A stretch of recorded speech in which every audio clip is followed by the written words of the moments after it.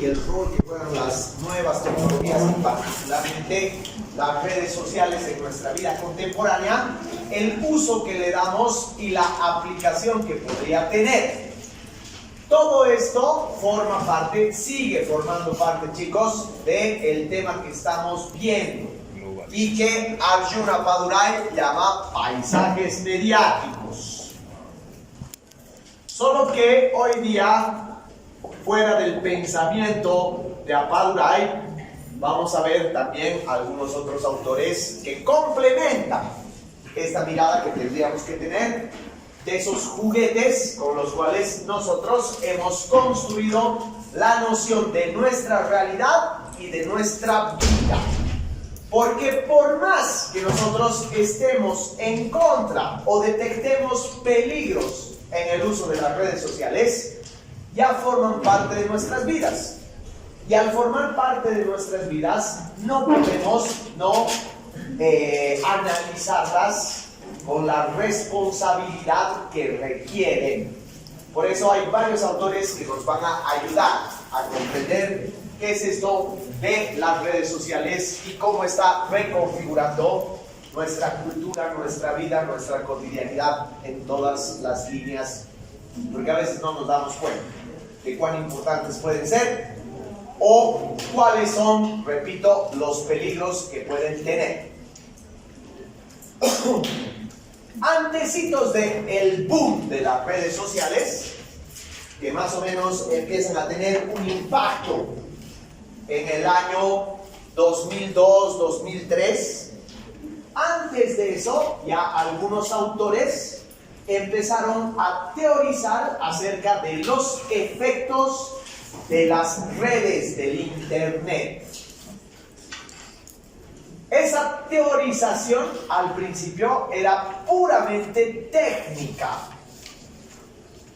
Ha tenido que pasar un tiempito para que empecemos a reflexionar sobre el Internet desde una perspectiva social, comunicacional, cultural.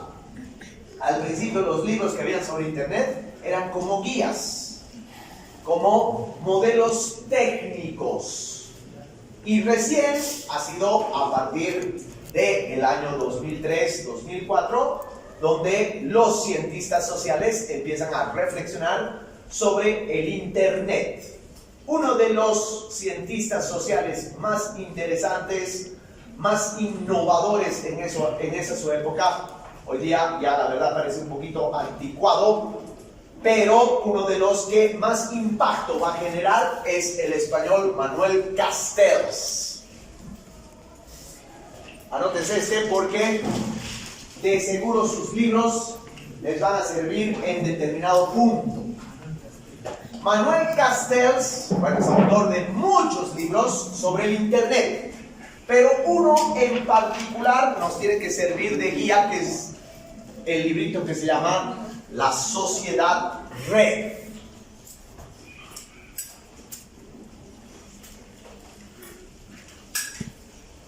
Castells dice, desde el Internet como, digamos, un recurso de nuestra vida cotidiana, vamos a decir más clarito, desde que el Internet se hace barato y desde que la mayoría de los ciudadanos pueden acceder al Internet cómodamente en sus casas, la sociedad ha cambiado por completo hasta el punto de que hoy podemos hablar, dice Castells, de una sociedad red. Una sociedad red que implica básicamente un juego de interconexiones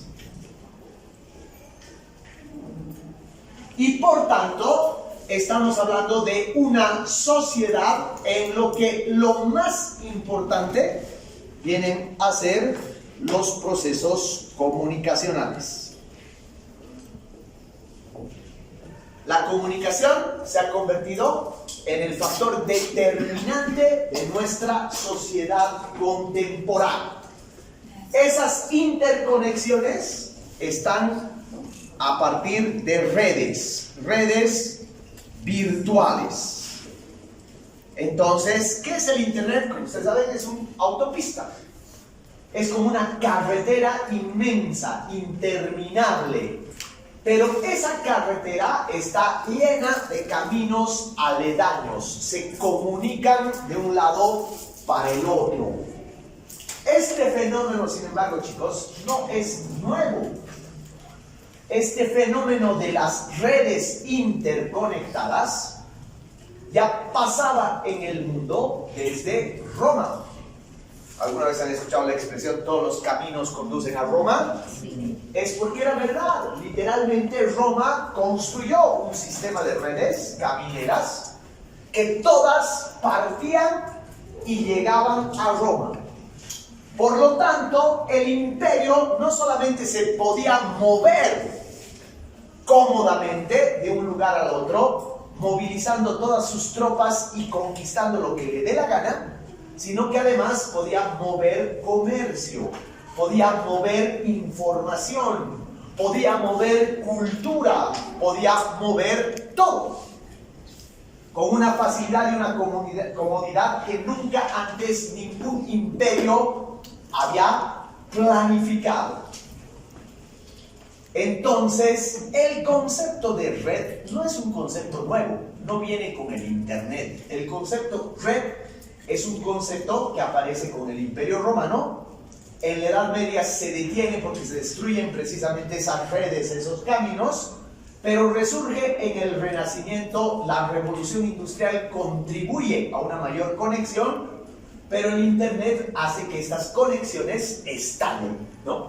Y lleguen literalmente hasta el último confín del planeta. La diferencia entre las redes camineras que tenían los romanos, que tenían los incas, por ejemplo, es que ahora esas redes, esos caminos, esas vías son virtuales y están en tu computadora. Por lo tanto, estas redes virtuales son un fenómeno propiamente tecnológico. Entonces, chicos, para entender el mundo global que estamos viviendo, tienen que entender que la característica fundamental es el proceso de interconexión que tenemos. Es un mundo nunca antes conectado entre sí y por tanto es un mundo donde la comunicación se vuelve el elemento fundamental.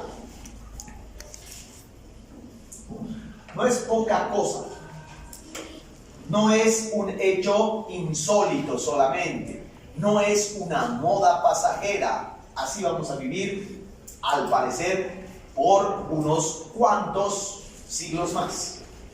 Y esa va a ser nuestra forma de vida. Ahora, ¿qué es una red? Una red es básicamente lo que le da sentido a la globalización. Si bien Arjuna Padurai dice la globalización las hacen las personas, son las... no puedes entrar. Si bien Padurai decía la globalización son los paisajes étnicos, esos paisajes étnicos también son paisajes mediáticos. Y Manuel Castells complementa esto diciendo una de las características más importantes de la globalización es la hiperconexión, la interconexión global a través de un recurso tecnológico llamado Internet. Esa interconexión global es, por tanto, lo que le da un carácter tecnológico a la globalización. ¿Pero qué es el mundo red? ¿Qué es la sociedad red? No son nada más que estructuras virtuales.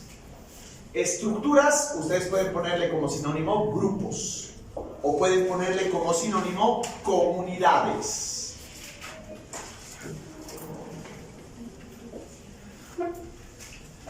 La globalización está constituida por comunidades interconectadas. Estas comunidades pueden ser de todo tipo. Por ejemplo, comunidades comunidades productivas, donde está en juego la producción. Gente que ofrece sus servicios, su trabajo a través del Internet. Esto ha pasado de manera radical con nuestro campo laboral, ¿no es cierto? Y con el campo, obviamente, tecnológico. La producción de software, por ejemplo. La producción de software, acá tenemos una empresa, Cadasoft, que vende servicios a todas partes del mundo y no necesita moverse. Los funcionarios no necesitan moverse. Hay gente que produce contenidos en el Internet y que vende esos contenidos. Hay gente que produce desde artesanías hasta todo tipo de productos que se venden solamente a través del Internet. Entonces, entender el mundo global es entender que hay comunidades productivas que ni siquiera las puedes conocer físicamente, pero que están produciendo a través del Internet. También hay comunidades de reproducción. Si hay comunidades de producción, hay comunidades de reproducción. Por ejemplo,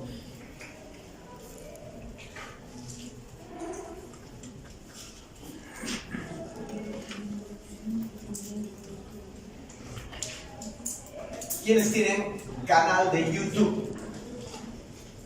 De ustedes. Bueno, pues todos han entrado, ¿cierto? El YouTube es una comunidad gigantesca de gente que no produce necesariamente contenido, sino que reproduce. Los videos que vemos son una forma de reproducción, en este caso de contenido.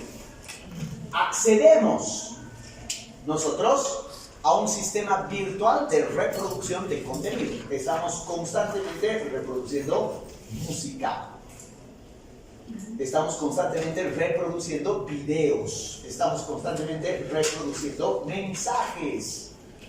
Ya sea escuchando, viendo, etc. ¿No es cierto? Entonces, el sistema global implica la producción y la reproducción. Por eso, este proceso es largo, este proceso es complejo.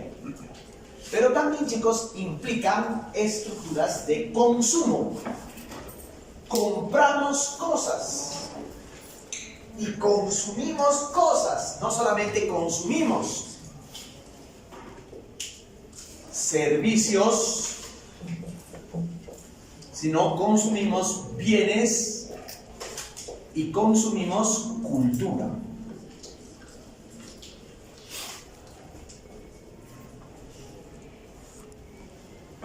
Esto ha estallado más durante la pandemia, ¿no es cierto? La pandemia nos ha mostrado a ciencia cierta que el Internet es un elemento determinante para la producción, la reproducción y el consumo. Entonces el consumo ahora ya no es físico, la producción ya no necesariamente es física y la reproducción tampoco es necesariamente física, en el sentido de que, por ejemplo, para escuchar el último álbum de YouTube no tienes que comprarte el disco. Hay todo un cambio, un giro conceptual, donde lo físico poco a poco ha sido desplazado por lo virtual o está siendo desplazado por lo virtual. Y esto afecta, por supuesto, al conocimiento.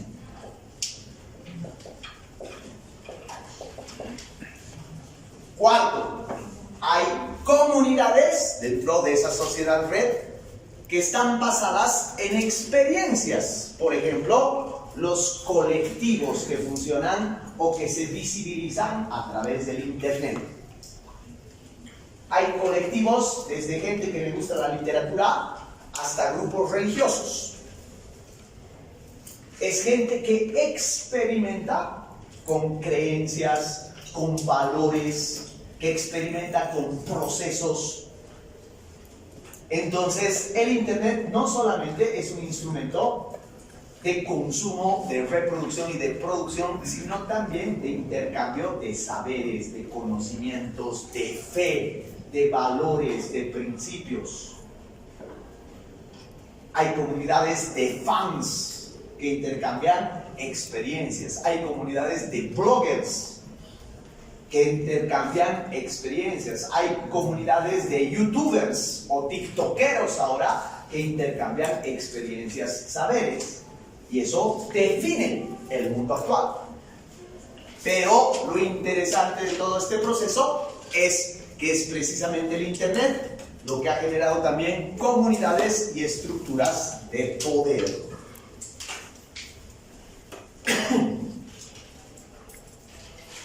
Hay como una especie, queridos, siempre ha pasado esto en la historia de la humanidad, de sustitución de espacios del poder.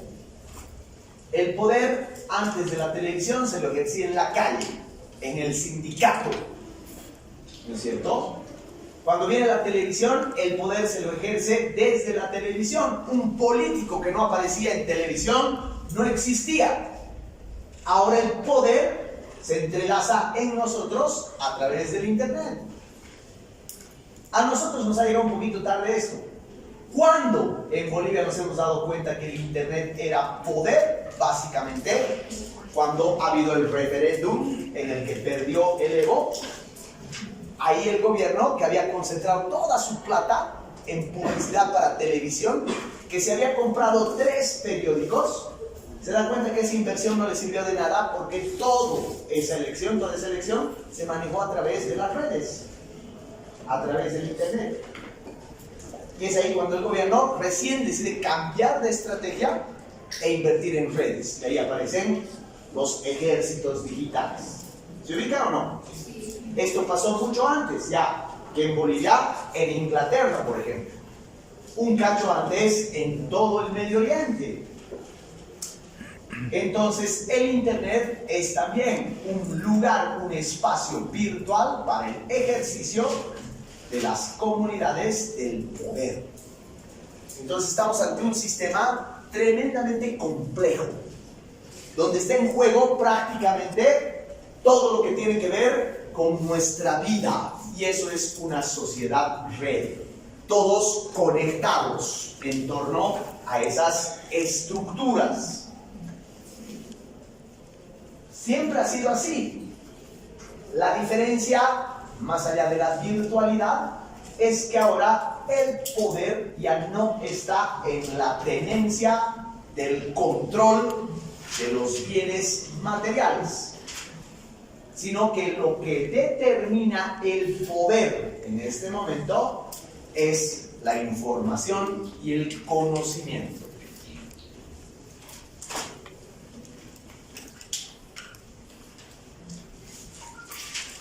¿Quién sabe lo que hace un proceso llamado el Brexit? ¿Alguien ha escuchado hablar alguna vez de eso? El Brexit es un referéndum en Inglaterra que es básicamente muy similar al referéndum que hizo el Evo para saber si candidateaba o no. Solo que los ingleses, el poder inglés, la comunidad política inglesa, les preguntó a los ingleses si los ingleses querían ser parte todavía de la comunidad europea o, por el contrario, separarse de la comunidad europea. ¿Qué está en juego en este referéndum? Racismo puro. Los que estaban a favor del Brexit decían hay que cerrar las fronteras a todos los extranjeros. No podemos compartir universidades con los extranjeros. No podemos darle facilidades a los extranjeros. Esa opción, medio racista, bien facha, ha ganado. Inglaterra ahorita ya no forma parte de la comunidad europea. Es un país aparte, con su propia moneda. Antes, si eras italiano, o eras francés, o eras rumano, podías ir libremente a Inglaterra, entrar libremente a Inglaterra e inscribirte en una universidad de Inglaterra. Ahora ya no puedes. ¿De cómo gana esa opción? Gana de acuerdo a la manipulación de la información y del conocimiento. El partido que defiende al Brexit contrata una empresa. Esa empresa roba datos del Facebook, por ejemplo, piratea esos datos y tiene un mercado dirigido. Entonces dice, ¿quiénes van a ir a votar este referéndum? Gente de 40 años hacia arriba. Entonces les mandaremos mensajes personalizados, de acuerdo a sus gustos, de acuerdo a sus valores, de acuerdo a las publicaciones que tienen en sus redes. Entonces es una campaña dirigida a través del robo de información. ¿Eso qué quiere decir? Que la información es poder. Los rusos han hecho exactamente lo mismo. En los Estados Unidos se ha hecho exactamente lo mismo. Y quienes más poder, obviamente, quienes más partido y ventajas le sacan a esto, son las empresas comerciales. ¿No es cierto? Que cuando ustedes ven un enlace determinado, al tiro les aparece en todas sus redes propaganda de esa huevada, es porque es el conocimiento. Es la información y el conocimiento lo que está en juego. Te sirve para venderte productos, te sirve para venderte ideas, te sirve para venderte creencias. Básicamente, ahí está la nueva estructura de poder. Por eso también algunos autores hablan de una sociedad de la información o de una sociedad del conocimiento, o se habla de una sociedad red. Más o menos todas significan lo mismo. ¿Sí está claro? ¿Preguntas? Ok, sí.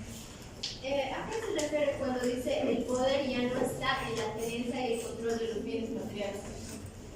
Que antes podías tener poder si controlabas, por ejemplo, las fábricas, si controlabas el parlamento, que son cosas físicas, reales, palpables. Ahora la lucha del poder está por controlar la información, por controlar el conocimiento. ¿Sí? Eso. Preguntas, chicos. Bien. Este fenómeno de la sociedad red va a coincidir, como les he explicado ya en las anteriores clases, todas estas transformaciones son casi inmediatas, se dan de manera muy rápida, a una velocidad increíble, y por eso hay poco todavía, aunque no crean, hay muy poco texto, hay muy poco material, hay muy pocos estudios sobre esto. Es un proceso que, aunque para nosotros nos parezca absolutamente natural, está todavía en pañales. Todavía no ha mostrado sus verdaderas posibilidades, por lo tanto no hay estudios, o por lo menos no hay suficientes. Entonces, este proceso que Castells denomina la sociedad red va de alguna manera ser coincidente con la explosión, con el estallido que van a tener las redes sociales en nuestra vida.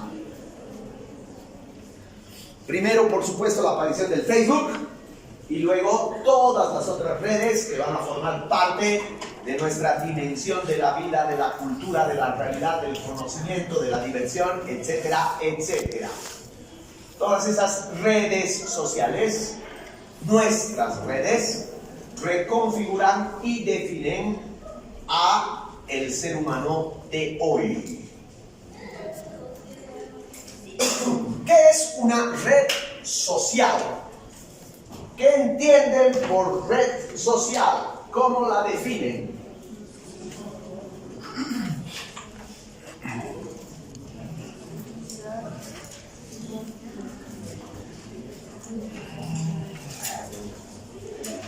¿Cómo definirían? Lice, sería un instrumento para compartir mensajes, para expandir noticias, no sé, desinformación. Que atrapa la convivencia. ¿Una? Que atrapa, o sea, red que atrapa a la sociedad. Ya, por ahí detrás. Podría ser tal vez una plataforma El YouTube naranja, ¿no? para socializar con otras personas, sea de otro país o de otro departamento. Tienes la libertad, por ejemplo, en Facebook, donde tienes la libertad de conocer personas de otros países. Todos tienen la razón y todos están equivocados. Porque el problema, más que el problema, la idea central de una red social, chicos, es que a ustedes les dicen red social e inmediatamente piensan en el Facebook. Cuando las redes sociales han existido desde siempre. De hecho, la primera gran red social es la ciudad. La ciudad es un espacio que permite, como su nombre lo indica, la socialidad. Anótense bien eso. Una red social es un espacio. Hay que entender red social como espacio. Un espacio a través del cual se dan procesos de socialidad. Por lo tanto, sin lugar a dudas, desde la época de los sumerios, las ciudades son, por definición, los primeros espacios de socialidad. ¿Qué hay en una ciudad?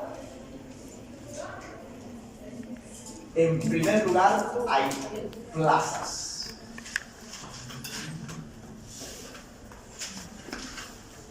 Pensemos en la ciudad por excelencia, la polis por excelencia, Atenas. Su plaza pública, que se llama Ágora, ¿para qué servía? La gente iba a la plaza a mostrarse. El ciudadano griego que no pasaba por el ágora era como si no existiera. Entonces, la visibilidad del ciudadano, del demos, o si quieren ustedes, del pueblo, depende de que ese demos, ese pueblo, esté en el ágora. Así, las plazas públicas todavía son escenarios de la socialidad. Pero ¿para qué más iban los griegos a la plaza? Iban a chismear. Iban a hablar mal de otros ciudadanos. Iban a burlarse de la autoridad del gobernante de turno, de su mujer. Y los romanos, que tenían una plaza llamada el Foro, mucho más grande que el Ágora, además iban al Foro romano a burlarse del poder y de la vida cotidiana. Los romanos eran más capos que los griegos porque se reían de ellos mismos. No solamente criticaban al poder, sino se criticaban a ellos mismos. Y los romanos se burlaban del médico, se burlaban del abogadito, se burlaban del cornudo, se burlaban de la gente. Pero también el ágora o el foro eran lugares para, básicamente, mostrar tu malestar. No solo era chisme. Ibas a putear. Claro. Ibas a decir, este lugar, o ibas a decir, esta ciudad se está yendo a la mierda. Y sobre todo, había unos personajes raros, pelotudos, que se llamaban filósofos, que daban vueltas como drogaditos por ahí, y la gente les iba a preguntar cosas. Por lo tanto, la plaza era el lugar para el debate. El ágora, el foro, servían para eso. Además, básicamente, esos espacios públicos eran para intercambios de todo tipo, comerciales. Porque no faltaba el gordo que iba a venderte dulce o alguna cosa ahí. Y obviamente, chicos, sobre todo en Roma, porque los griegos no tenían iglesias, pero en Roma eran lugares y centros de las expresiones religiosas.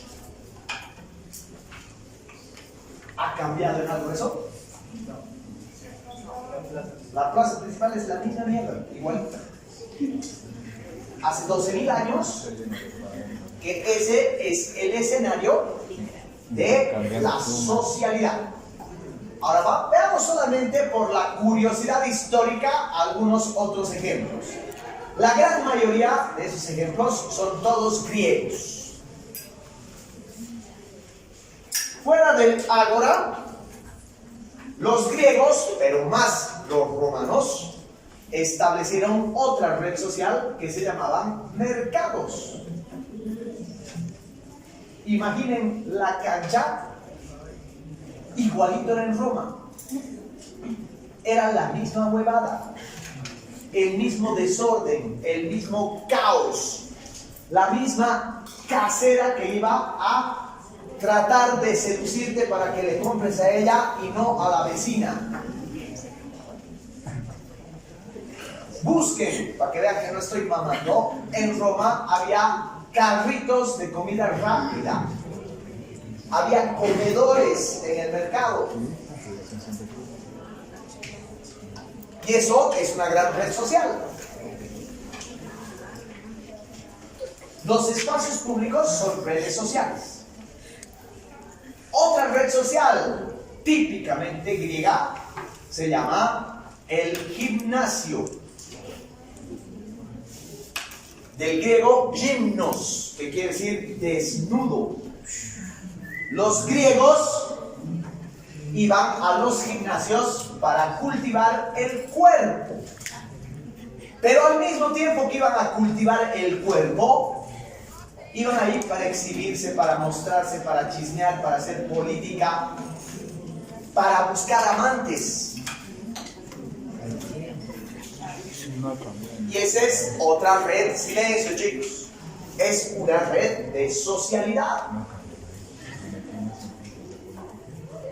Más adelante en el tiempo, en la Alta Edad Media, cuando está por concluir la Edad Media, las redes sociales por excelencia se llaman tabernas, boliches.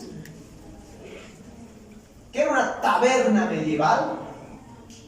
Era pues un antro de perdición donde no solo iban los borrachitos y las putas, sino que iban los curas y hasta la nobleza misma. Esos bares atraían a gente de todo tipo por una sencilla razón, chicos, porque los bares no estaban dentro de la ciudad. Las ciudades habían sido arrasadas, entonces estaban en el camino. Y por lo tanto ahí podía confluir el campesino que vivía al lado con el noble que estaba viajando a Ámsterdam a recibir su corona. O los curas que iban en misiones evangelizadoras y preferían quedarse en las tabernas a chupar y conseguir prostitutas. Básicamente eso era la Edad Media, una enorme red social. Más adelante en el tiempo, la Revolución Francesa, estos bares medievales se convirtieron en los famosísimos cafés de París. Ustedes no han vivido esto, pero en los años 90 en Cochabamba hubo el auge de la calle España. Estaba repleto de cafés. Cafés entre comillas, eran boliches. Pero esos boliches confluían gente, por primera vez en Cochabamba, de todos los sectores sociales. Antes en Cochabamba, antes de los cafés de la España, chicos, lo único que podías hacer era ir al Prado a comer pique el macho, jugar cacho y después irte a una discoteca. Pero no había pubs, no había cafés, no había boliches. Cuando aparecen esos boliches y empiezan a crearse un boliche al lado del otro, nuestro concepto de la diversión nocturna cambia por completo. Y con eso cambia nuestro concepto de socialidad. ¿Dónde creen ustedes que se ha gestado la Revolución Francesa? En esos boliches, en esos cafés. En un tiempo donde no había televisión, no había radio, los periódicos no llegaban a la gente porque el 90% era analfabeta. ¿Dónde se han gestado las ideas libertarias y revolucionarias? En los putos cafés. en los mercados, en las plazas.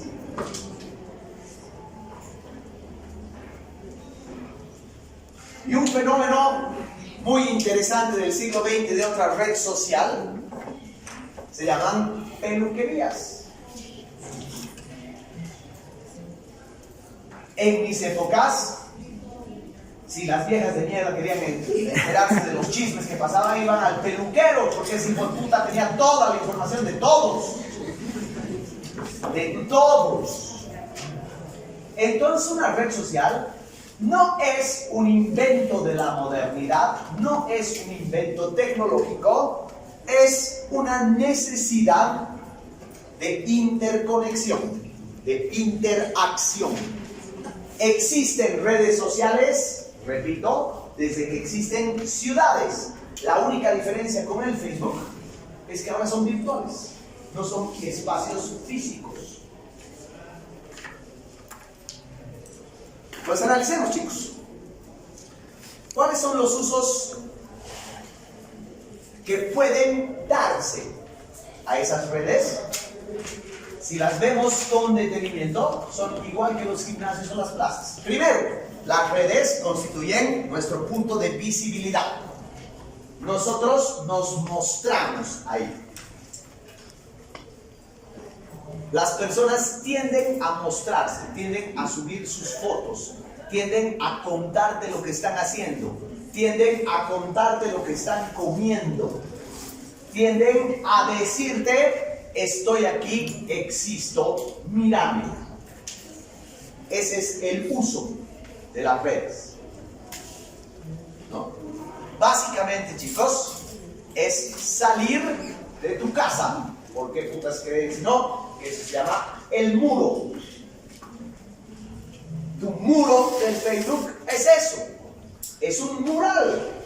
¿Para qué? Porque tú estás saliendo de tu intimidad para mostrarte en la sociedad, para visibilizarte. Si no estás en el Facebook, no existes. Básicamente. Y eso pueden aplicar ustedes o al Instagram, o pueden aplicar al TikTok, o a cuanta porquería de red manejo. Esa es la primera función, visibilidad. Segundo, la función de afectividad. Así como los filósofos griegos iban a buscar jovencitos atletas para convertirlos en sus amantes, literal, no estoy exagerando un ápice, las redes sociales nos sirven como vínculo afectivo. Las redes sociales nos sirven para la amistad, pero también para el romance. O, si quieren, también para la familiaridad.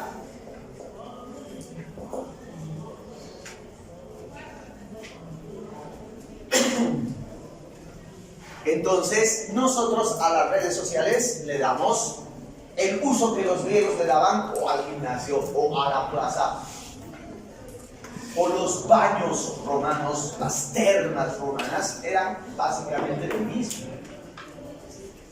Las redes no solo nos visibilizan ante la sociedad, sino nos permiten generar afecto.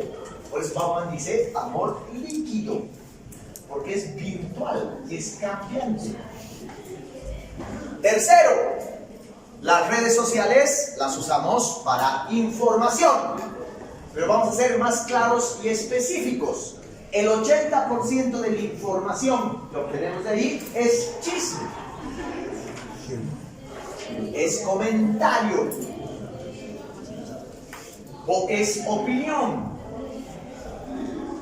Tiene razón Arjuna Paurai cuando dice: la información todavía está en los medios tradicionales. Hay todavía credibilidad por los medios tradicionales.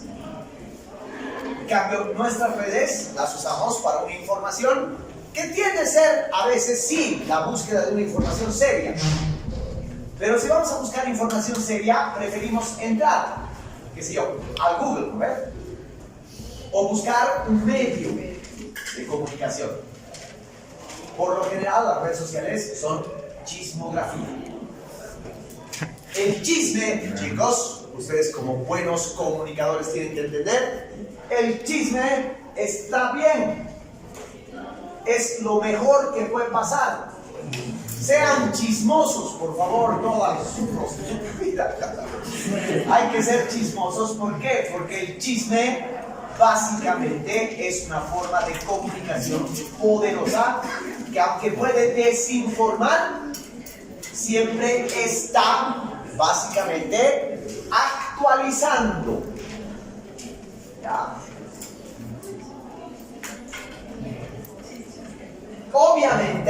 Obviamente, las redes sociales también nos sirven para fines lúdicos, de juego, de entretenimiento, de diversión. Vemos memes, vemos videos chistosos, vemos videitos de mascotas.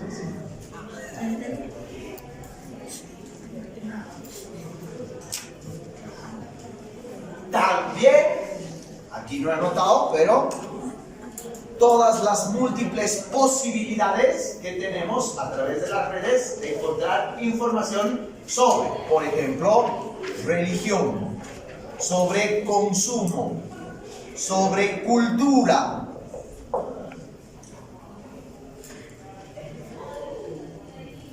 Pero lo más importante de todo era que sin el gimnasio, sin el ágora, sin el teatro, que me he olvidado mencionar, sin el teatro griego, nunca, jamás hubiera existido la democracia griega. Porque todos estos espacios servían también para el ejercicio de la ciudadanía.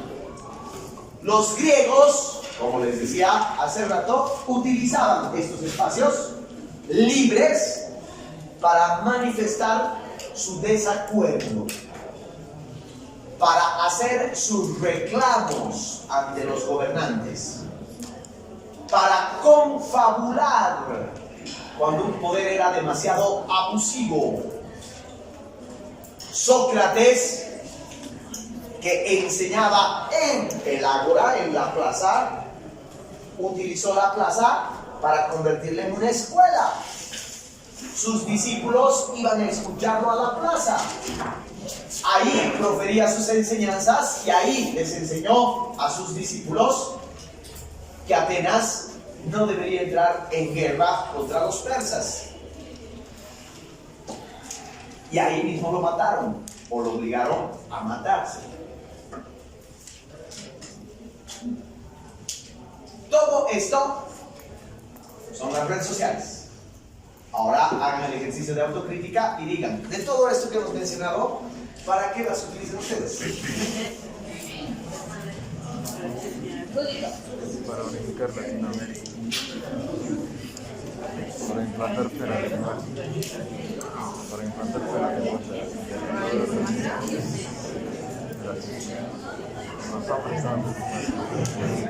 Bueno, ya han llegado a sus propias conclusiones.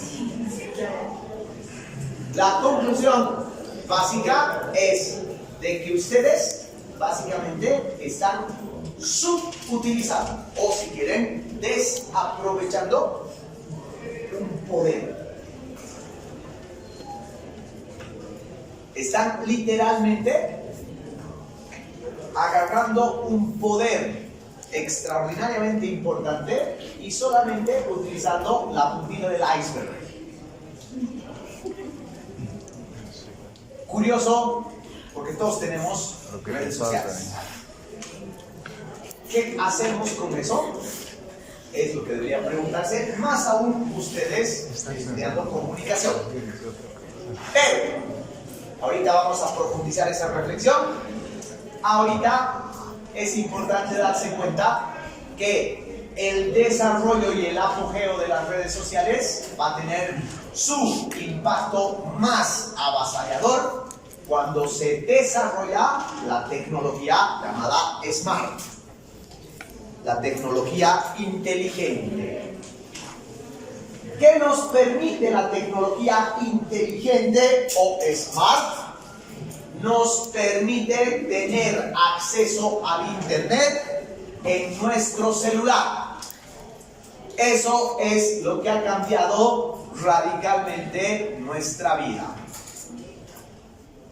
al tener acceso a internet en tu celular, literalmente llevas internet en tu bolsillo. Por lo tanto, estás literalmente a un botón de conectarte. Y ese fenómeno, chicos, se llama hiperconexión. El internet, la sociedad de la información, cuando se combina con la tecnología inteligente, da como resultado un fenómeno sociopolítico cultural llamado hiperconexión.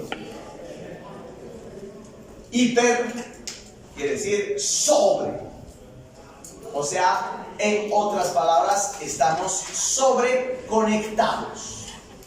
Para traducirlo mucho más fácil, estamos conectados todo el tiempo. Por lo tanto, ya nuestra vida es casi imposible pensarla si no estás conectado. De hecho, estoy seguro que todos nosotros nos sentimos como que algo nos falta cuando no tenemos megas, o cuando no tenemos la posibilidad de conectarnos con esta universidad.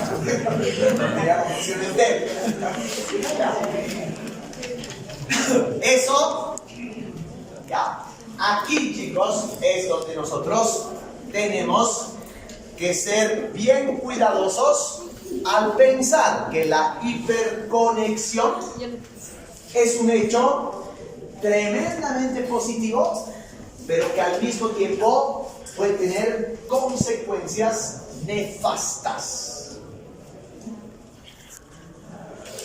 ¿Qué puede ser lo bueno de estar hiperconectado? Vamos a apelar a un gran periodista y pensador norteamericano llamado Howard Rayholt. Howard Rayholt dice: la hiperconexión es capaz, ojo, es capaz, puede generar un tipo distinto de ciudadanía. El hecho de estar hiperconectados puede generar lo que Rayholt llama multitudes inteligentes.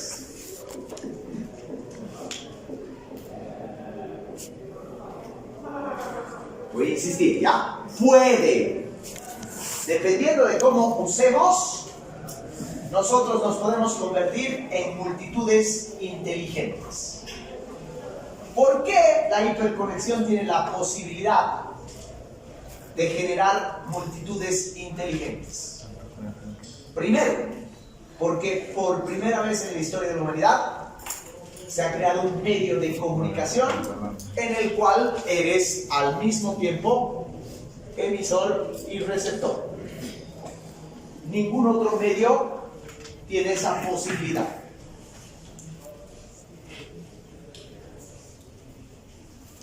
Si yo saco una foto ahorita de este curso y digo aquí casual explicando al doctor Howard Rayholt profesor y lo publico al Facebook, me convertí en emisor. Pero inmediatamente alguien me va a contestar y va a decir: ¿por qué los insultas aquí a esos estudiantes? ¿Qué le pasa? Entonces he sido receptor, he sido emisor y receptor al mismo tiempo. Ningún otro medio de comunicación logra eso. De hecho, los marxistas soñaban con eso, una comunicación horizontal, donde el maestro dialogue con los estudiantes, así lograr una comunicación de la amistad. Eso no se ha logrado hasta el internet. No se ha logrado ante las posibilidades de que realmente con estar hiperconectado produces mensajes, produces significados, produces sentidos. Ajá, sí. Pero tienes una capacidad de respuesta inmediata. Vale. A ver, hagan eso con la tele. Va. El presentador de la televisión te va a decir: buenas noches, Cochabamba. Buenas noches, ¿te va a decir? No, no. Entonces, básicamente, lo que se ha generado es un medio de comunicación que te permite estar en un proceso comunicacional absolutamente horizontal. ¿Qué quiere decir horizontal? En igualdad de condiciones. Te pueden responder y tú al mismo tiempo puedes responder a la respuesta. En otras palabras, es lo que Habermas llamó intersubjetividad.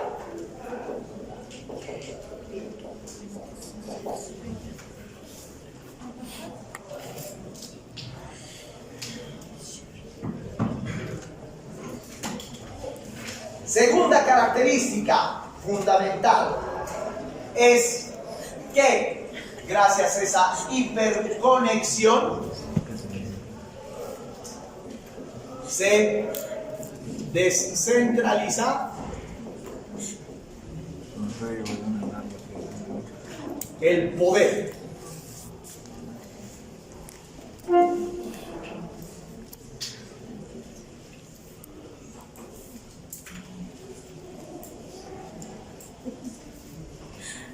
¿Quiénes de ustedes han sido pititas?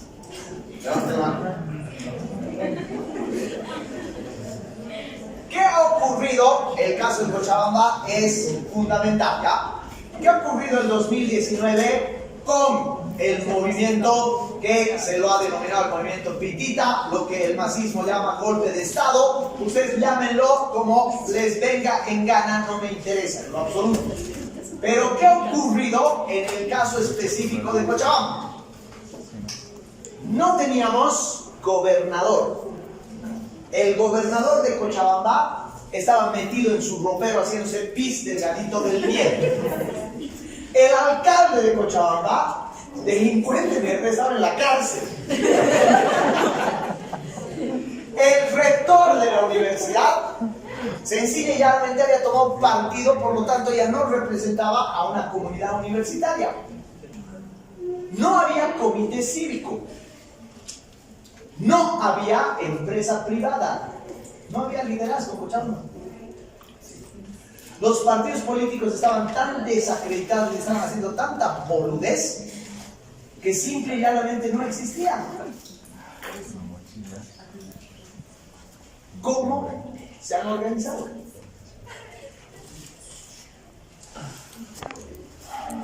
Con el puto WhatsApp. El ciudadano se ha organizado a través de las redes.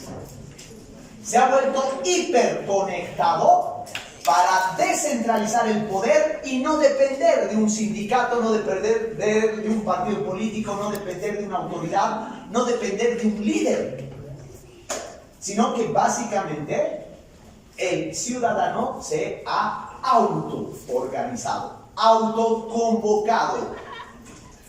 Y básicamente lo que se ha generado es un proceso de multitudes inteligentes. Inteligentes en el sentido, chicos, no de vivos ni de sabios, sino de poder autoorganizarse y por lo tanto no depender de la centralidad de un líder. Este fenómeno que ha pasado en Cochabamba, como ya les dije, ha pasado en el Medio Oriente, lo que se llama la primavera árabe. Siria. Ha sido una manifestación básicamente a través de las redes. Esto ha pasado en los últimos años y sigue pasando en París, cuando los grupos en manifestaciones se organizan a través de las redes. Esto pasa en los Estados Unidos a través de comunidades, pasa en todas partes del mundo. Se ha descentralizado el poder. Al descentralizarse el poder, el ciudadano tiene autogobierno, autoorganización, autodecisión. Y ahí está un ejemplito del poder que podríamos tener. En 2019 hemos visto el poder que podría tener esto. Se ha pasado la huevada del 2019 y todos nos hemos olvidado de eso. Hemos vuelto a utilizar el Facebook para decir, me gusta. Como cojudos. Tercero, obviamente, jamás en la historia de la humanidad, las redes sociales, ningún medio de comunicación ha permitido el ejercicio de la libertad o de las libertades y de los derechos.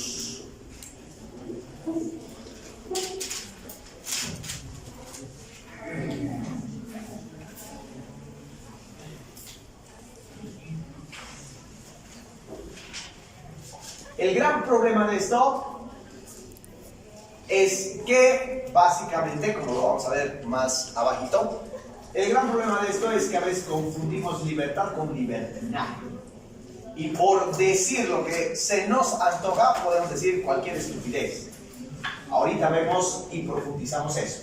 Pero sin lugar a dudas, ningún medio de comunicación inventado por el ser humano te proporciona tanta libertad. Y por lo tanto, tanto ejercicio de tu derecho. No se olviden que las libertades son libertad de pensar, libertad de decir y libertad de creer. El resto no importa. El hecho de que tú administres tu muro, significa que estás ante la posibilidad de tener un recurso tuyo, gratis, que te permite el ejercicio de tus libertades y tus derechos. Por lo tanto, chicos, si utilizáramos bien estos instrumentos y estas herramientas, podríamos realmente establecer una verdadera ciudadanía. ¿Qué es la ciudadanía? Es el ciudadano capaz de defender sus derechos y por lo tanto capaz de opinar.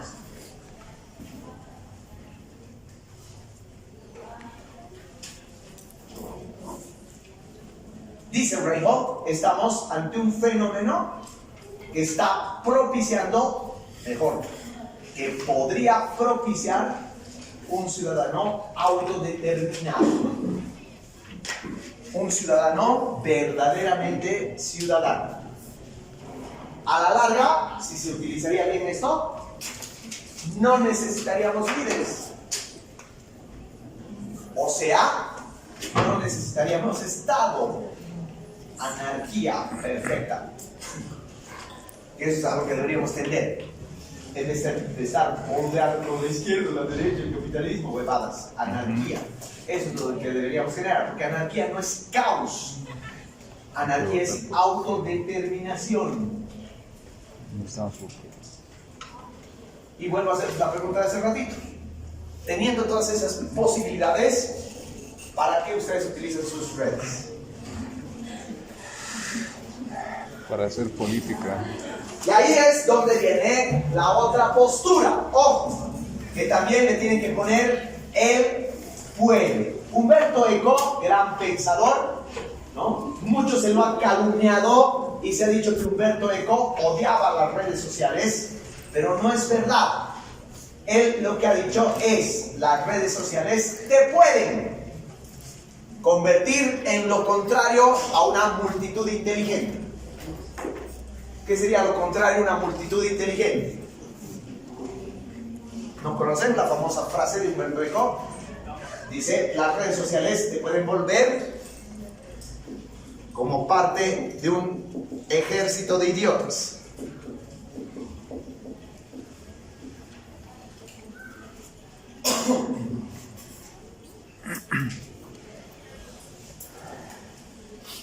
Otra vez, chicos, esto que te plantea tanto Eco como Reinhold son las posibilidades.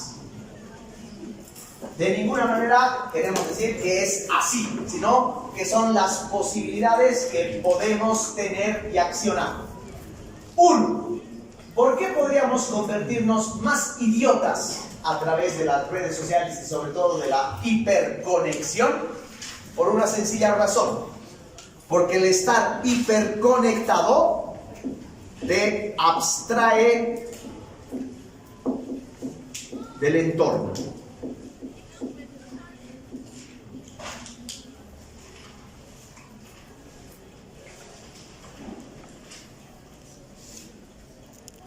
Antes, cuando te subías a la flota, ¿no?, y la flota empezaba a partir, no veías un solo pasajero con un libro.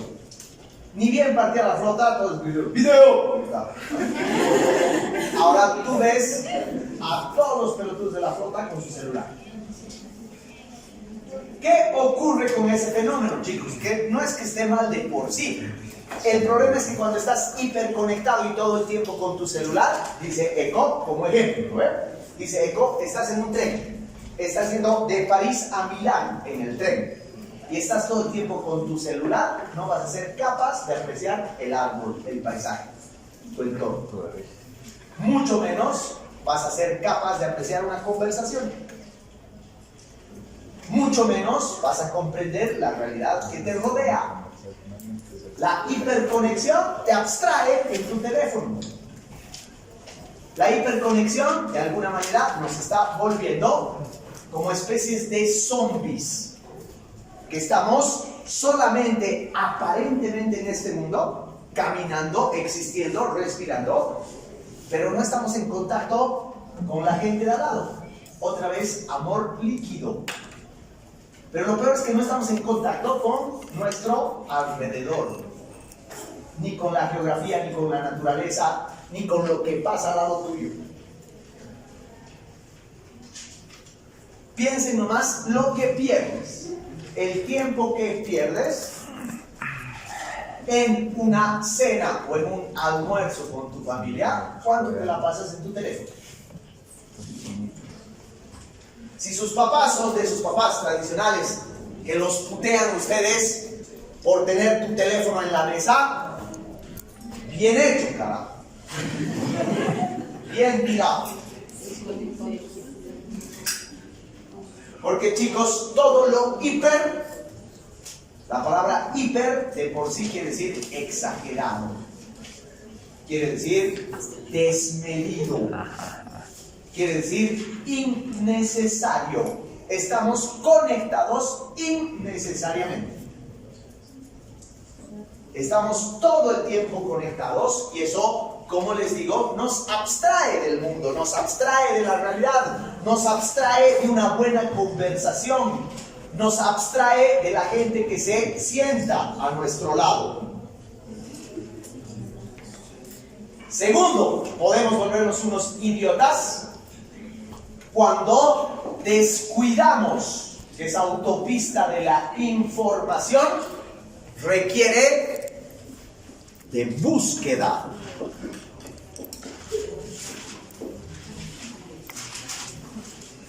Les voy a explicar bien clarito este.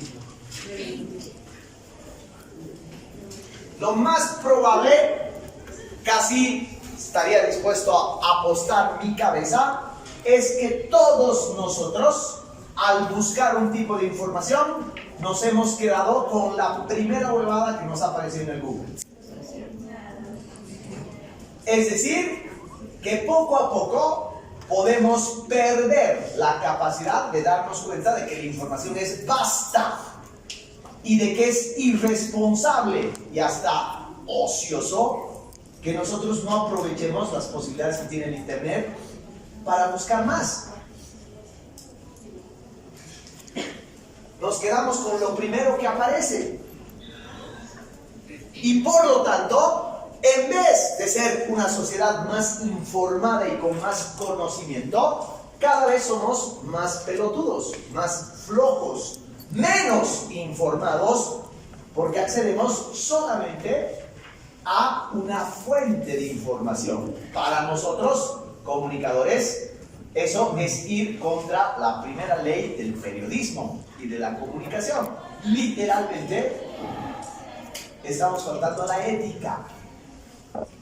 Literalmente estamos cometiendo un delito de la información al no recurrir a más fuentes. Tiene razón Humberto Eco. En vez de estar generando una sociedad más informada, al parecer es una sociedad menos informada. Una sociedad en la que cuesta trabajo hacer un clic. Y por lo tanto, nuestro conocimiento y nuestra información queda absolutamente reducida. Eso es para pelear, ¿no? Y nuestra capacidad crítica queda cada vez también más reducida. Eso tranquilamente puede llevar a no un problema, a una catástrofe cultural de gente desinformada. Literalmente estaríamos volviendo a la Edad Media. Literalmente. Esto también tienen que conectarlo ustedes con nuestra, si quieren ustedes, nuestra debilidad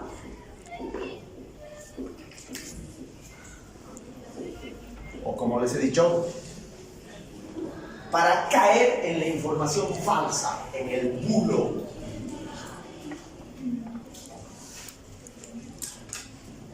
Estamos susceptibles a ser personas fácilmente convencidas de información falsa. Así como en la Edad Media han convencido a la gente de que existen las brujas, a nosotros nos están convenciendo de eso. Y la prueba más clara la hemos tenido en la pandemia. Cuando había tanta desinformación y una incapacidad de los ciudadanos de buscar información, que hemos caído en noticias falsas de manera espantosa. Acá, chicos, está el peligro más preocupante. Esto es sencilla y llanamente lo que más nos puede degradar. ¿Por qué? Porque una persona desinformada, una persona ingenua, capaz de creer cualquier cosa, es una persona absolutamente peligrosa. No hay peor peligro que la ignorancia. ¿Por qué? Porque el ignorante se vuelve irresponsable.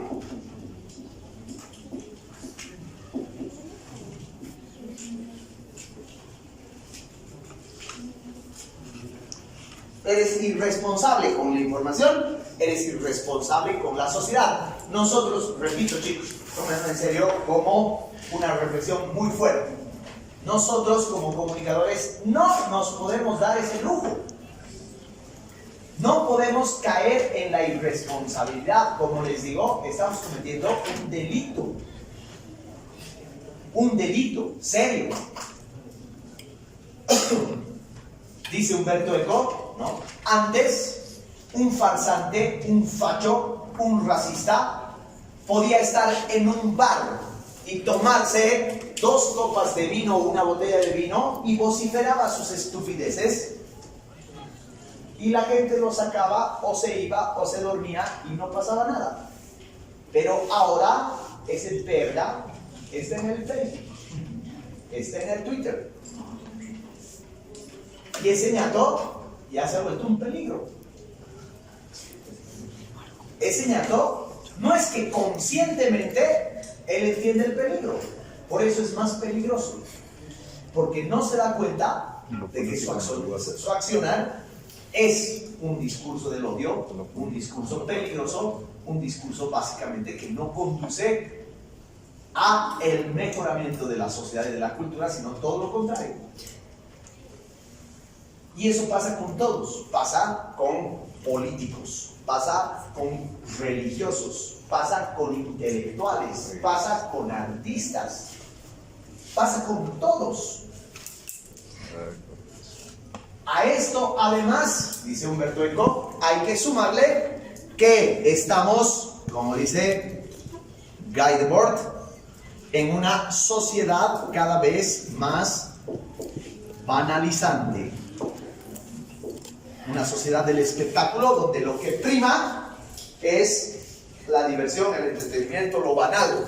Y a la larga, eso también se convierte en peligroso. ¿Por qué? porque te quita tu capacidad interpeladora, te quita tu capacidad crítica.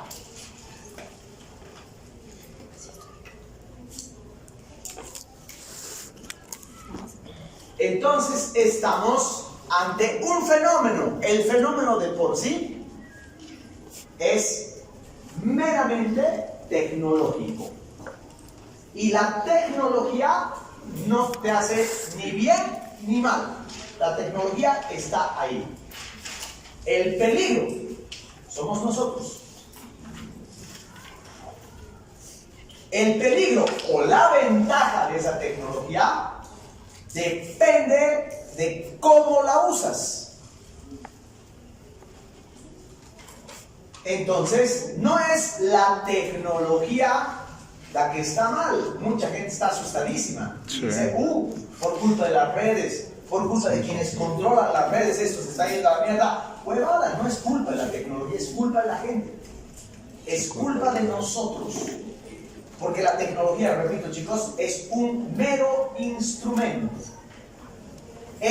Piensen en la pandemia y en las clases virtuales, cuando con algunos colegas hemos trabajado en encuestas con los chicos, básicamente la conclusión de los chicos ha sido la misma. Ese docente que en clases presenciales era un cojudo, en la computadora sigue siendo un cojudo. No ha cambiado, no ha mejorado la tecnología. Ni ha mejorado, ni nada. Porque es la tecnología, el Zoom o la pizarra, era un buen instrumento. Exactamente lo mismo pasa con las redes. Depende de nosotros si asumimos la condición de una ciudadanía inteligente o pasamos a engrosar las filas del ejército de idiotas.